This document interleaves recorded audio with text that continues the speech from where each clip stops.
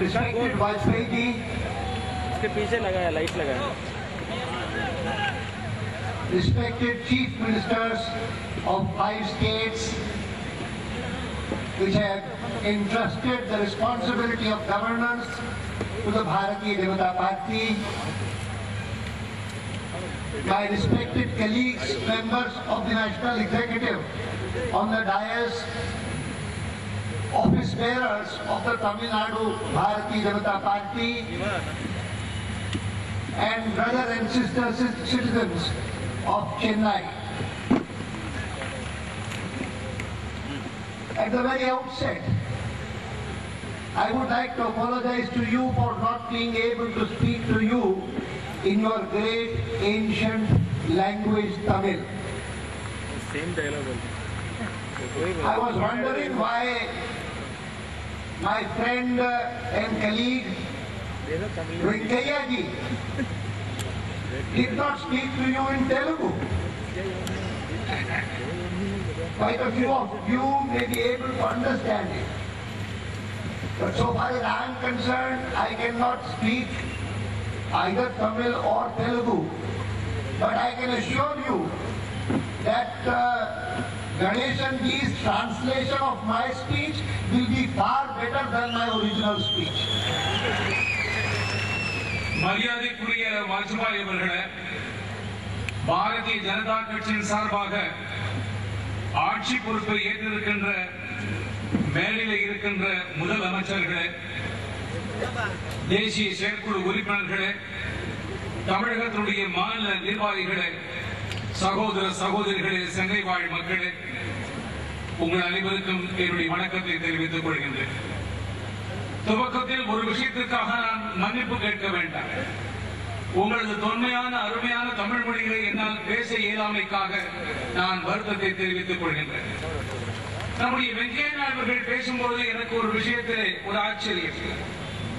இவர் ஏன் தெலுங்கிலே பேசியிருக்க கூடாது? தெலுங்கிலே பேசியிருந்தால் ஒரு கால் இங்க இருக்கிற பல பேர் புரிந்து கொண்டிருக்க முடியுமே என்று நான் நினைத்தேன்.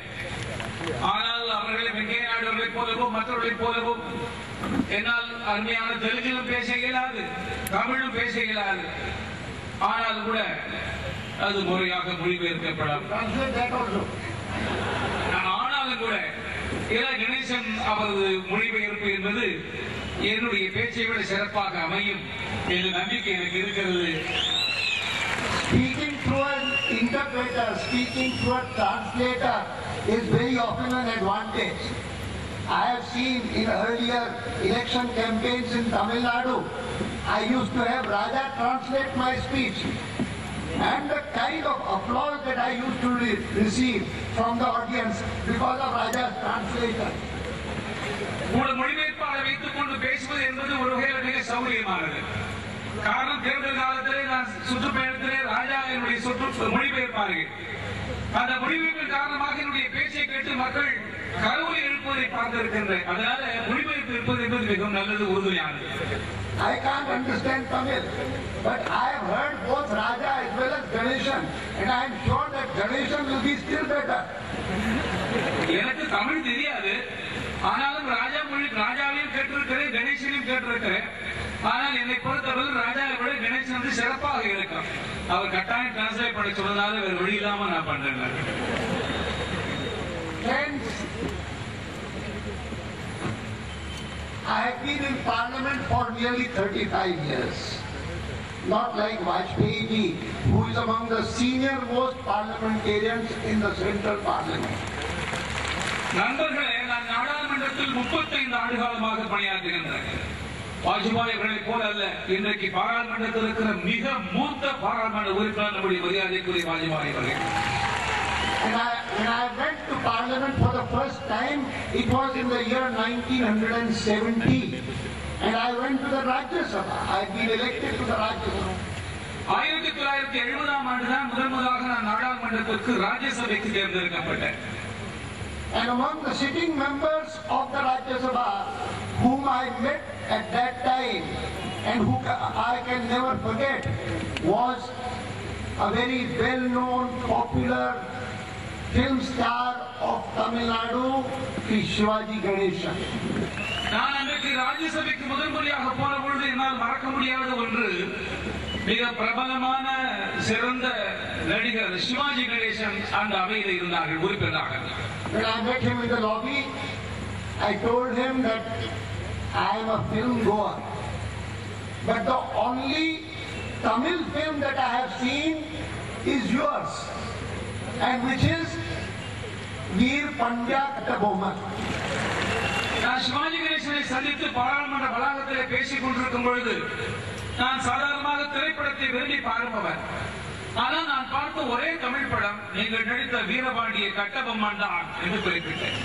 And I will recall that when 8 years back, in the year 1997, my colleagues came to me and said that in 1997, Indian independence completes 50 years.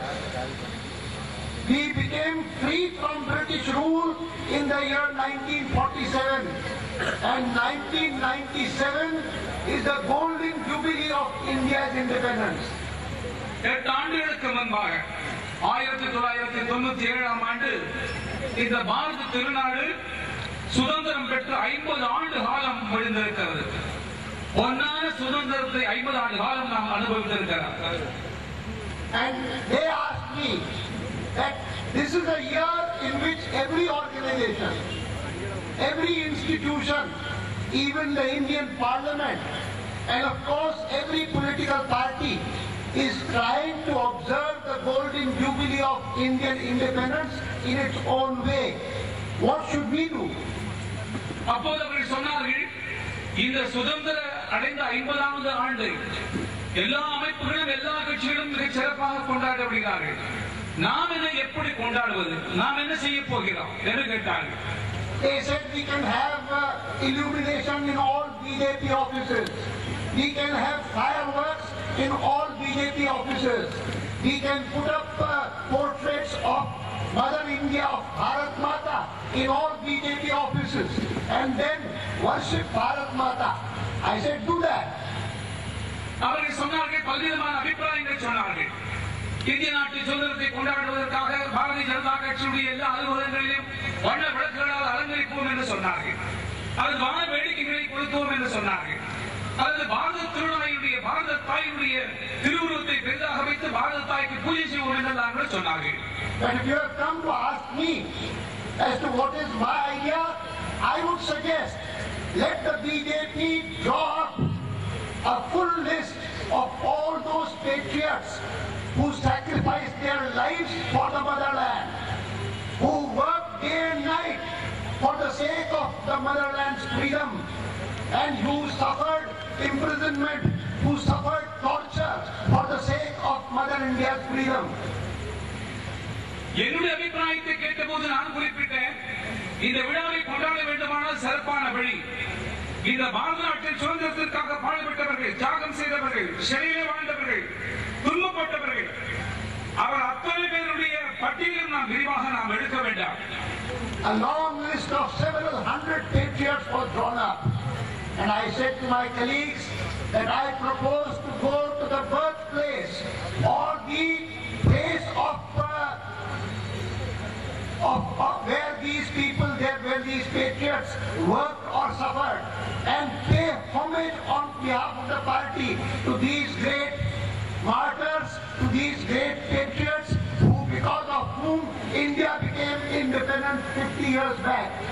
அப்படி சுதந்திரத்திற்காக பாடுபட்டவருடைய பெயரை பட்டியலிட்ட போது சுமார் 100 பேருக்கு மேல் வந்தது. நான் குறிப்பிட்டேன், இந்த 100க்கும் மேற்பட்ட இந்த சுதந்திரத்திற்காக பாடுபட்ட தியாகிகள் அவர்களுடைய ஜன்ம இடத்திற்கு, பிறந்த இடத்திற்கு, நினைவிடத்திற்கு நான் சென்று வர வேண்டும் என்று விரும்புகின்றேன். பாரதிய ஜனதா கட்சியின் சார்பாக அவர்களுக்கு அஞ்சலி செலுத்த வேண்டும் என்று விரும்புகின்றேன் என்று குறிப்பிட்டேன். I have undertaken many Rath Yatras in my life, but perhaps that Rath Yatra of 59 days, the Golden Jubilee Rath Yatra, the Swarna Jayanti Rath Yatra, was the most satisfying Rath Yatra that I have undertaken. நான் எத்தனையோ ரத யாத்திரை நடத்தி இருக்கின்றேன். ஆனாலும் கூட 59 நாட்களுக்கு அந்த பாரதம் சுதந்திரம் பெற்ற பொன்விழாவில் நடத்திய பொன்விழா ரத யாத்திரை இருக்கிறது. அதுதான் என் வாழ்க்கையிலே மறக்க முடியாத நல்ல யாத்திரையாக அமைந்திருக்கிறது. I do remember going to the place of Veer Pandya Kattaboman, going to the place of Subramanya Bharati, going to the place of Kamaraj, going to all these places that the patriots whose names were taken by Sri Venkaiah Naidu. அந்த காலகட்டத்தில் தமிழகத்தில் வீரபாண்டிய கட்டபொம்மனை நினைவெடுத்திருக்கோம், சுப்பிரமணிய பாரதியுடைய நினைவெடுத்திருக்கோம், காமராஜர் நினைவெடுத்திருக்கோம், நம்முடைய வெங்கையா அவர்கள் குறிப்பிட்ட அந்த தலைவர்கள் அத்தனை பேர் நினைவெடுத்திருக்கோம். அந்த யாத்திரை போது நான் சென்று வந்தேன். Apart from paying homage to these great souls, a constant refrain in all my speeches was that India has been independent for 50 years. And these patriots, when they sacrificed for the country's freedom, they had imagined that within years of the Britishers leaving India, poverty also would leave India, backwardness also would leave India, and India would be one of the leading countries of the world. நான் அந்த தலைவர்களுக்கு அஞ்சலி செலுத்துவதற்காக மாத்திரம் செல்லவில்லை. அந்த கூட்டங்களில் நான் குறிப்பிட்ட நினைவிருக்கிறது. பாரத நாடு சுதந்திரம் பெற்ற 50 ஆண்டு காலமாகிவிட்டது. பாரதத்தின் சுதந்திரத்திற்காக பாடுபட்ட அத்தனை பேரும் அவர்கள் என்ன கற்பனை கண்டார்கள்.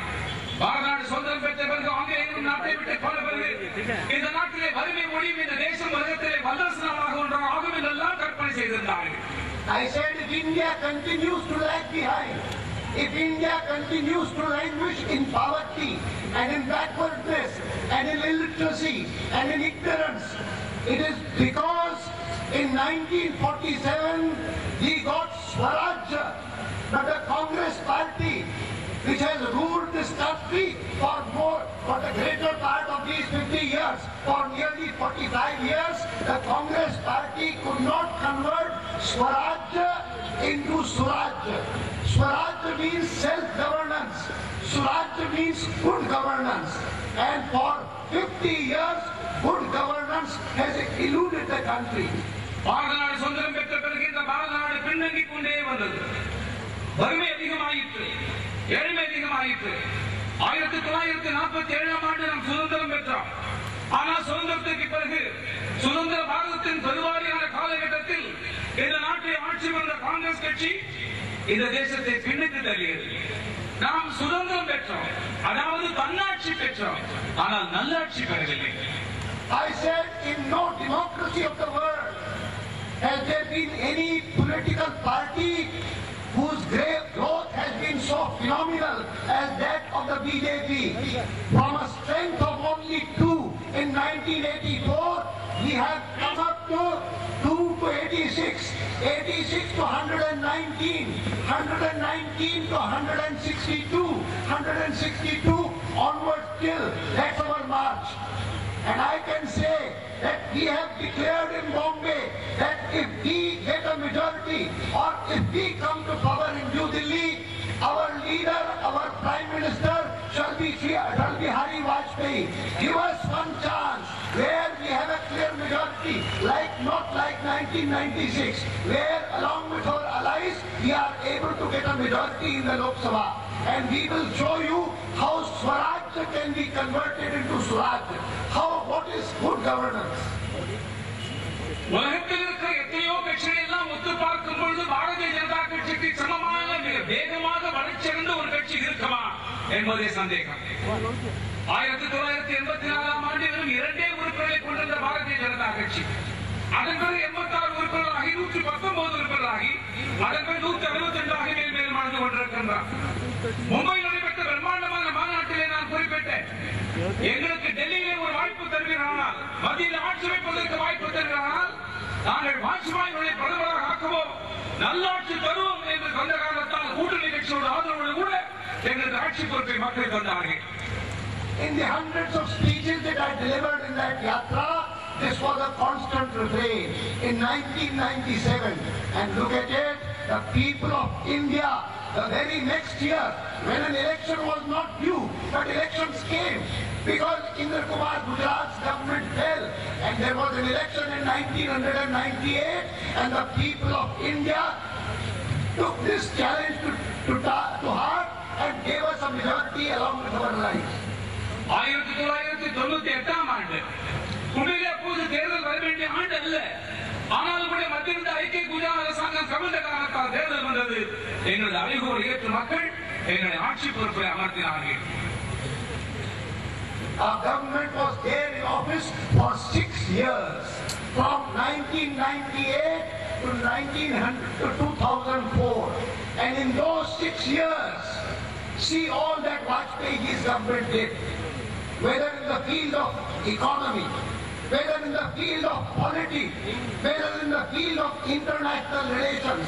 There's hardly any field where Vajpayee's government did not distinguish itself by taking new initiatives of all kinds. Things that had been forgotten. It was in Nehru's time that there was a minister in Mr.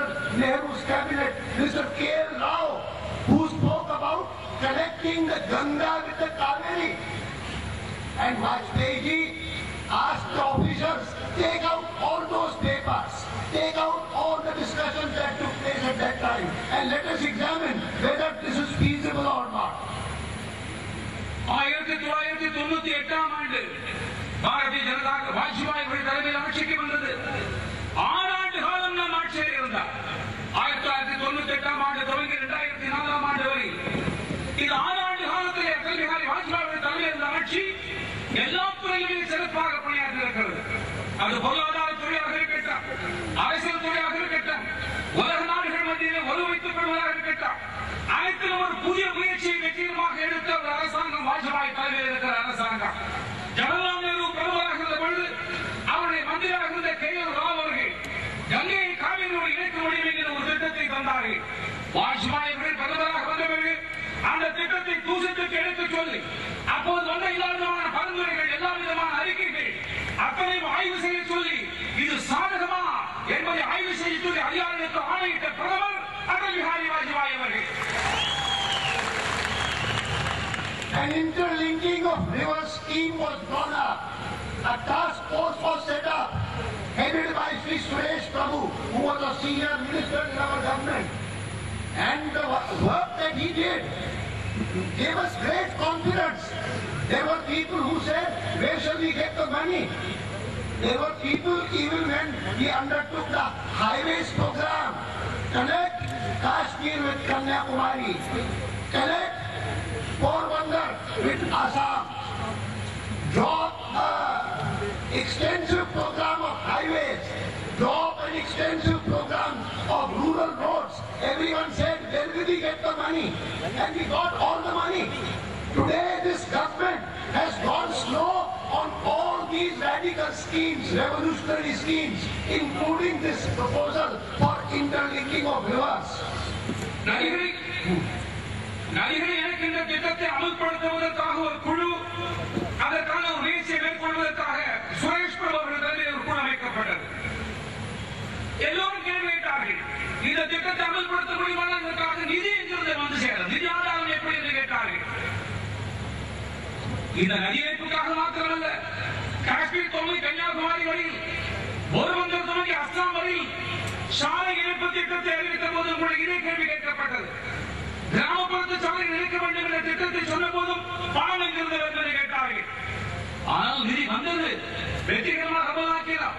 ஆனால் எங்கள் ஆட்சி போய் இப்போது இருக்கிற புதிய ஆட்சி வந்த பிறகு வாஜ்பாய் அவர்கள் அரசாங்கம் அமலாக்கிய அறிமுகப்படுத்திய புரட்சிகரமான அத்தனை திட்டங்களையும் தாமதப்படுத்தியிருக்கிறது இப்போது இருக்கிற அரசாங்கம். In our country, every year, the months from May to October are months when some parts have drought. Farmers have no water for their fields. People have no water to drink. And there are parts where there are heavy floods. This year, for instance, the kind of floods that Maharashtra saw, the city of Mumbai saw, it has not seen for a century that kind of flood. In the city of Mumbai, for days together, people could not move out. There were cars which were drowned, people who died there. It was something cataclysmic, something which could not be imagined. And we felt this idea of interlinking of rivers can be a solution both for floods as well as for drought. It would benefit the farmers of the country, it would benefit the common man of the country. பாரத நாட்டிலே மே மாதம் துவங்கி October மாதம் வரையில் பாரதத்தின் சில பகுதிகளில் மிக கடுமையான பஞ்சம் நிலவும். பஞ்சத்தின் காரணமாக விவசாயிகளுக்கு நிலத்தில் தண்ணீர் இருக்காது, குடிப்பதற்கான தண்ணீர் கூட கிடைப்பதாக இருக்காது. ஆனால் அதே நேரத்தில் வேறொரு பகுதியில் பயங்கரமான வெள்ளம் பெருக்கெடுத்து வாழ்க்கை. இந்த ஆண்டு கூட மகாராஷ்டிரத்தில் இதுவரை எப்போதும் காணாத அளவுக்கு ஒரு பயங்கரமான வெள்ளம். மும்பை நகரமே மூழ்கி போயிருக்கிறது, கார்கள் எல்லாம் மூழ்கிவிட்டன, தலைவர்களை கையாளார்கள். அந்த அளவுக்கு பயங்கரமான வெள்ளம், 100 ஆண்டு காலமாக காணாத ஒரு பயங்கரமான வெள்ளம் மும்பை நகரம் கண்டது. எனவே ஒரு புறத்திலே வறட்சி, ஒரு புறத்திலே வெள்ளம். இந்த பிரச்சனை தீர்ப்பதற்கு ஒரே வழி நதிகளை இணைப்பதுதான். நதிகளை இணைப்பதன் மூலமாக வெள்ளத்தையும் பஞ்சத்தையும் நம்மாலே தீர்க்க முடியும் என்று நாம் கருதுகிறோம்.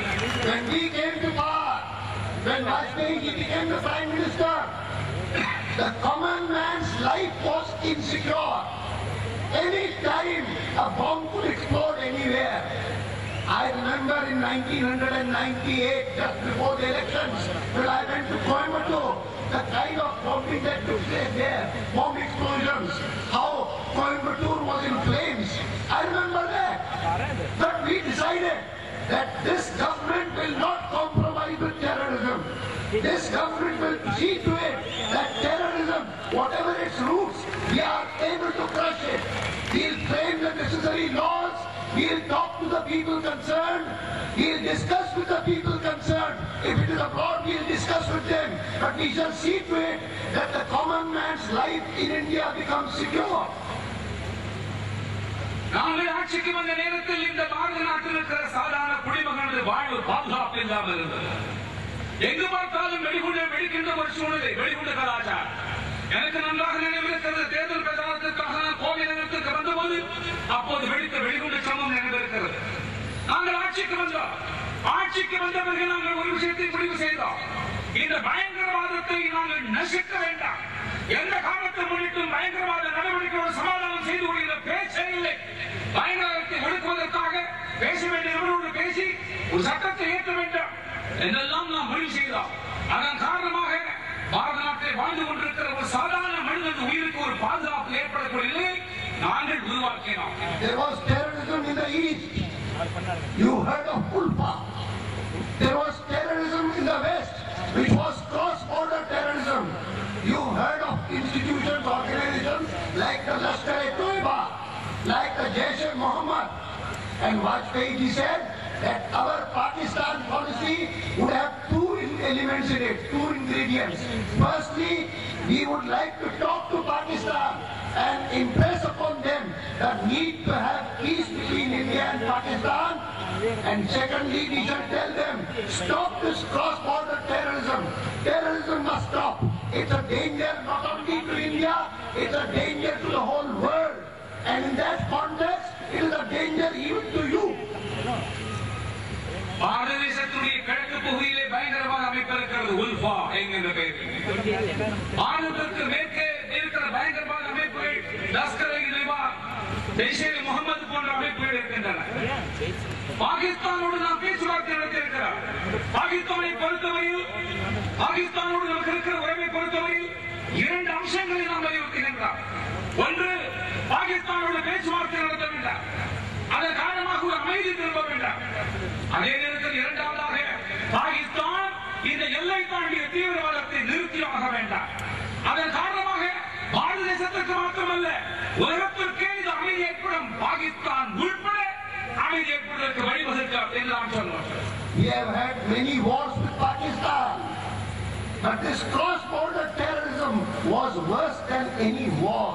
And therefore, Vajpayee decided, heard of any Prime Minister who could have such a bold venture, who said, I shall personally go in a bus to Lahore and talk to the Prime Minister of Pakistan.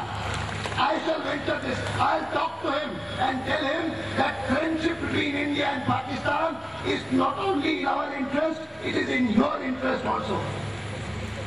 பாரதமும் பாகிஸ்தானுக்கும் இடையே இத்தனை யுத்தங்களை நாம் சந்தித்திருக்கின்றோம். ஆனால் அந்த யுத்தங்கள் மிக மோசமானது இந்த எல்லை தாண்டிய தீவிரவாதம் என்பது. வாஜ்பாய் பிரதமரான பிறகு ஒரு துணிச்சல் மிக்க ஒரு இத்தகைய பிரதமரை நம்மாலே பார்த்திருக்க முடியுமா? நானே பேருந்திலே பயணம் செய்து பாகிஸ்தானுக்கு வந்து இருக்கிற பிரதமரை சந்தித்து பேச தயார் என்று துணிவாக முடிவெடுத்த ஒரு பிரதமரை நம்மாலே பார்த்திருக்க முடியுமா? அது நம்முடைய நன்மைக்காக மாத்திரமல்ல, பாகிஸ்தான் நன்மைக்காகவும் இது நல்லது என்று நான் சொல்றேன். He met Nawaz Sharif, but when he came back from Lahore, by that time Nawaz Sharif was no longer Prime Minister. Someone else had taken over, and he invited General Musharraf also. Doesn't matter, you have taken over. Come along here. We'll discuss the matter further. Vajpayee அவர்கள் பாரத நாட்டுக்கு திரும்பினார். ஆனால் பாகிஸ்தானிலே நவாப் ஷெரீஃபை காணோம். ஆட்சி மாறிவிட்டது. முஷரப் ஆட்சிக்கு வந்து விட்டார். ஆனால் முஷரப் அவர்களுக்கு அழைப்பு விடுத்த வாருங்கள் பேச்சுவார்த்தை நடத்துவோம் என்று அழைப்பு விடுத்தோம், சந்தித்தார். But when General Musharraf said at Agra that there is no such thing as terrorism in Jammu and Kashmir. What is happening in Jammu and Kashmir is a war of independence. The people there are fighting for their independence. There is no such thing as terrorism. Our government said that there can be no agreement. We can have an agreement only if you agree that there shall be no cross-border terrorism. I shall not allow any part of Pakistan to be used for cross-border terrorism. It took us several years to convince Pakistan that that is the only right course. But the credit again goes to Ashtaigi, who went to Islamabad for the SARC conference, and after the SARC conference, General Musharraf himself agreed to that joint statement, which categorically assured India that he shall not allow any part of Pakistan or any territory in the control of Pakistan to be used for cross-border terrorism. Musharraf அவர்கள் ஜம்மு காஷ்மீரை பொறுத்தவரை என்ன சொன்னார் தெரியுமா? ஜம்மு காஷ்மீரில் இருப்பது பயங்கரவாத நடவடிக்கை என்பதை ஏற்றுக்கொள்ள மாட்டேன். மாறாக ஜம்மு காஷ்மீரில் இருப்பது ஒரு உரிமை கேட்டு சுதந்திர யுத்தம் என்று குறிப்பிட்டார்கள். அப்படியானால் உங்களோடு எந்த விதமான உடன்படிக்கும் நாங்கள் தயாராக இல்லை. பாகிஸ்தான் எல்லை தாண்டிய தீவிரவாதத்தை ஊக்குவித்திருக்கிறது.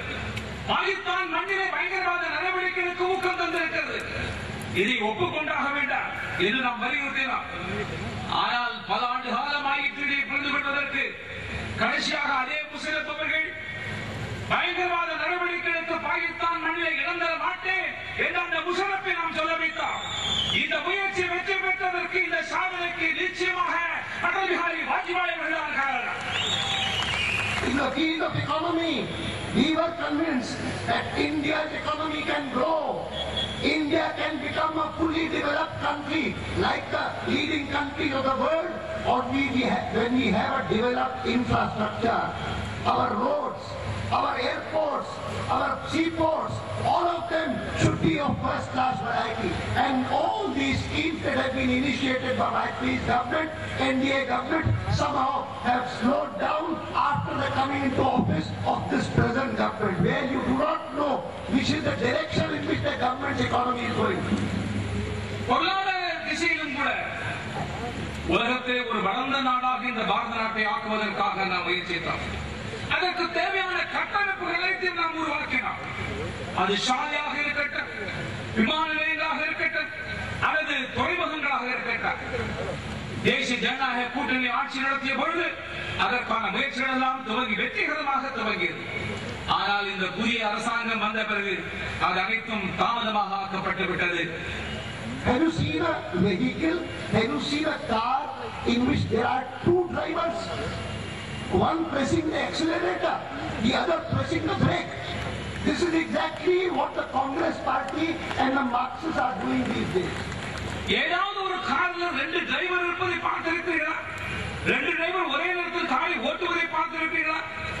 ஒரு டிரைவர் ஆக்சிலேட்டரை அழுத்தி காரை வேகப்படுத்தும் பொழுது இன்னொரு டிரைவர் பிரேக்கரை அழுத்துகிறார் என்றால் அதுதான் இப்போது நடக்கிற மத்தியில் இருக்கிற யூபிஏ அரசாங்கத்திற்கு பொருத்தமான ஒரு உதாரணம். And there is a third person who is trying to puncture the back wheels. இந்த காருடைய டயரை பஞ்சர் செய்வதற்காக முயற்சித்துக் கொண்டிருக்கிறார். 18 ministers against whom there are charges of kidnapping, there are charges of rape, there are charges of abduction, there are charges of murder, all kinds of charges. All of them are honorable members of the central government. It's an amazing situation that we see in New Delhi. அமைச்சர்களின் தகுதிகளை பாருங்கள். அமைச்சராக இருப்பவர்களை சில பேர் மீது குற்றச்சாட்டுக்கு criminal குற்றச்சாட்டு இருக்கின்றன. கடத்தலை சம்பந்தப்பட்ட என்று ஒருவர், கற்பழிப்பில் சம்பந்தப்பட்ட என்று ஒருவர், கொலை வழக்கில் சம்பந்தப்பட்ட என்று ஒருவர், இப்படியெல்லாம் அமைச்சர்களாக மாண்புமிகு அமைச்சராக இருந்து கொண்டிருக்கின்றார்கள். It's supposed to be a coalition government in which a leading party of Tamil Nadu is also a partner. We had a government in which there were more than 20 parties. But see the kind of discipline Vajpayee was able to enforce on them. Never did we see this kind of situation that we see in this New Delhi today. இப்போது மத்தியிலே ஒரு கூட்டணி ஆட்சி நடந்து கொண்டிருக்கிறது. தமிழ்நாட்டை சேர்ந்த சில கட்சிகள் அதில் அங்கம் வகிக்கின்றார்கள். பாரதிய ஜனதா கட்சி தலைமையில், அதாவது வாஜ்பாய் தலைமையில் இருந்த ஆட்சியிலே கூட 20 கட்சிகள் இருந்தன. ஆனாலும் கூட எந்த அளவுக்கு ஒரு ஒற்றுமையாக கட்டுப்பாடு இருந்தது. ஆனால் இப்போது மத்தியில் இருக்கிற நிலைமையை பாருங்கள் எப்படி இருக்கிறது. There are ministers of the central government fighting against each other in Bihar. There are parties in the central government fighting against each other in Bihar. And it goes on. It nevertheless goes on. I have come to tell you that the Bharatiya Janata Party is the only nationalist party in the country which took cognizance of the fact that the regional parties also have their aspirations. By involving the regional parties in the central government, we were able to impart into them also a national perspective of India's problems. மத்தியிலே பாரதிய ஜனதா கட்சி மாத்திரம்தான் இப்போது இருக்கிற ஒரே தேசிய கட்சி என்று கருதப்படும். மாநில கட்சிகளுக்கு கூட சில பங்கு இருக்கிறது. அவர்களையும் அரவணைத்து அவர்களுக்கும் ஒரு தேசிய கண்ணோட்டத்தை உண்டாக்க முடியும் என்ற நம்பிக்கையோடு செயல்பட்டது பாரதிய ஜனதா கட்சி தான். பீகாரில் பாருங்கள், மத்தியில் இருக்கிற 2 அமைச்சர்கள் பீகாரில் வேறுபட்டிருக்கிறார்கள். மத்தியில் ஆட்சி 2 கட்சிகள் பீகாரில் வேறு விதமான நிலைப்பாடு எடுத்திருக்கிறார்கள். Yesterday I told my national executive members, I said the situation is a challenge for us. This government has failed on all fronts in the last 16 months. Let us go from Chennai to the country and fight against this government. And the first chance that is available to us is in Bihar. Let us shake that Bihar government, oust the RJD from there, Lalu Rabri government from there, in a manner as to make the throne in New Delhi also shake up. தேசிய செயற்குழு கூட்டத்தில் பேசும்போது ஒரு விஷயத்தை குறிப்பிட்டேன். இப்போது நம்ம முன்னால் இருப்பது சவால் பீகார்ல இருக்கிற தேர்தல் முடிவின் காரணமாக பீகாரில் இருக்கிற லல்லு பிரசாத் யாதவ் அரசாங்கத்தை அசைத்து வேரோடு பிடுங்கி எறிந்து அதன் காரணமாக மத்தியில் இருக்கிற அரசாங்கத்தும் ஆட்டம் கொடுக்க வேண்டிய அளவுக்கு நாம் இப்போ சென்னையிலிருந்து புறப்பட்டு தேசம் முழுவதும் பயணம் செய்ய வேண்டும் என்று நான் குறிப்பிட்டேன். Early next year, you also will be going to the polls to elect your own state's assembly after 5 years. We shall come to you again and appeal to you and tell you what we think is in the best interest of Tamil Nadu in the present situation. Today, friends, as party president, I would like to express my deep gratitude to the people of Chennai and to you, to the people of Tamil Nadu for having hosted this national executive meeting of ours in such a gracious manner and the kind of support that you have given to my party. Thank you very much. அடுத்த ஆண்டு நாம் உங்களை தேர்தலை சந்திக்க இருக்கின்றோம். தமிழ்நாடு தேர்தலை சந்திக்க இருக்கிறது. நாங்கள் மீண்டும் வருவோம். தமிழகத்திற்காக நாங்கள் என்னெல்லாம் செய்தோம் என்பதையெல்லாம் அப்போது உங்கள் முன்னாக நாம் நிச்சயமாக செல்வோம். இன்றைய தினம் மிக சிறப்பாக இந்த தேசிய செயற்குழு கூட்டத்தை நடத்தியதற்காகவும் இந்த கூட்டத்தை சிறப்பாக நடத்தியதற்காகவும் நாங்கள் அனைவருக்கும் நன்றி தெரிவித்து விடைபெறுகிறேன். நன்றி, வணக்கம்.